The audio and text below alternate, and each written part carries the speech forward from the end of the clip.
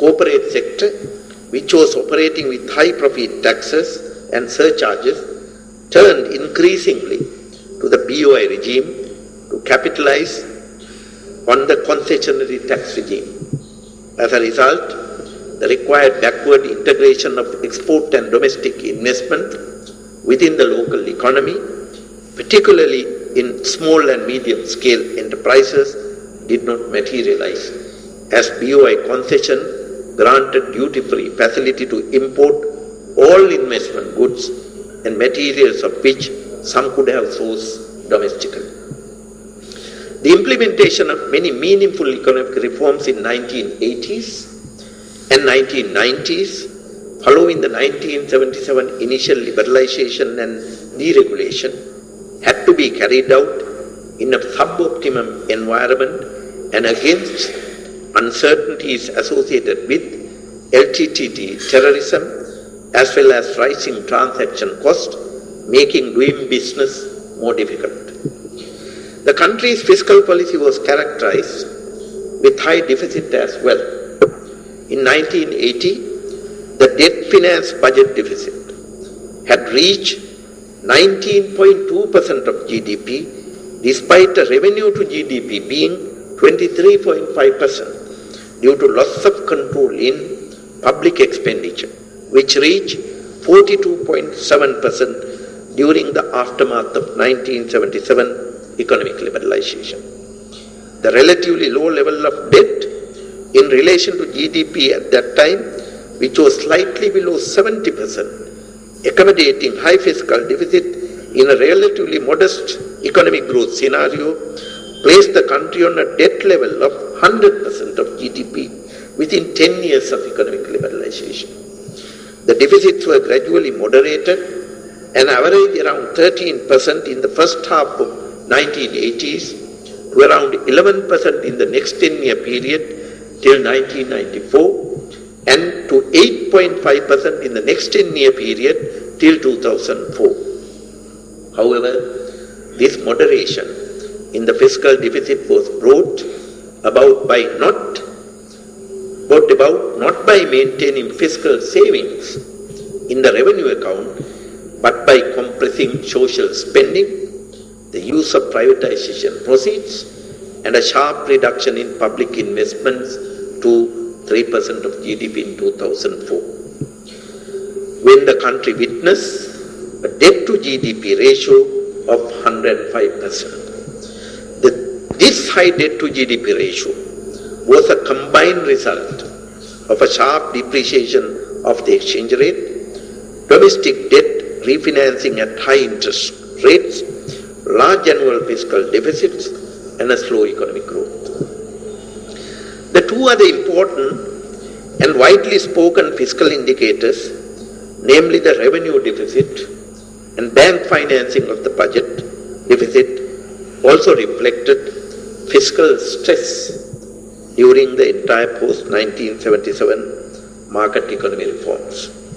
The recurrent expenditure exceeded revenue, and the revenue deficit remained at an average rate of 3% of GDP. The deficit financing of the budget was 10% of the GDP in 1980 and remained high during most period of time, reducing the freedom of the Central Bank of Sri Lanka to conduct monetary policy and system stability in the banking system. Privatization of state enterprises, although helped to relieve fiscal operations and contributed to raise one-off revenue, the remaining enterprises suffered and deteriorated due to lack of capital infusion, rigid administered pricing policies, poor quality management, and continued failures in business focusing. State banks suffered with high non-performing loans and capital deficiencies, making them then government to announce insolvency of the People's Bank in 1992. The State Bank restructuring initiatives that commenced in mid-1990s with capital infusion and new management inputs managed to revive the state banks. The privatization of state enterprises in other sectors that pave way for further opening up for private investment in the economy, help to expand the role of the private sector in the economy, though privatization per se produced mixed results. A paradigm shift. By 2005, the country had been trapped in an intensified terrorist conflict, a failed peace process co-chaired by 4 foreign countries, the 2004 post-tsunami recovery challenges, lack of critical infrastructure facilities reflected by prolonged power cuts, capacity limits in ports and highways, suboptimum performance of tourism, urban property and weakened agriculture. The choices were very limited to economic planners and government.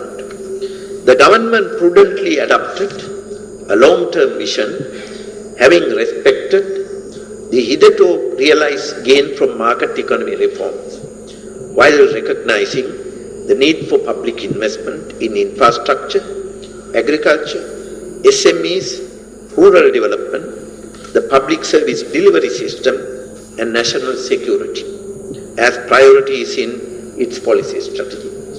Public finances were in the center of balancing macroeconomic considerations, and hence deficit management was given priority through careful management of revenue deficit to prevent public investment of around 6% at least from becoming a casualty as in the past. The adjustment policies through investment needs were much higher, probably around 7 to 8%, if other factors were favorable and the fiscal space, including the level of debt, was comfortable to the government. The economy and the government also had to have a heavy share of external challenges to manage. The high oil prices causing US $125 per barrel, withdrawal of GSP concessions, the collapse of Lehman Brothers and Investment Bank in the US, contagious effects on the financial system in advanced economies, and the associated global economic downturn in 2008-9, particularly in markets that matter to Sri Lanka. Uncertainties associated with the hedging dispute, high expenditure associated with the humanitarian operations during 2006-9, and post-conflict demining, resettlement, and reconstruction work impose constraint on macroeconomic management. The government, I must say, was bold and never lost its sight over the long-term vision. It responded with a series of economic and financial market reforms, including adjustment in realigning domestic prices, the exchange rate, and interest rates in line with global developments to ensure that countries' long-term growth with stability will not be compromised for short-term politics.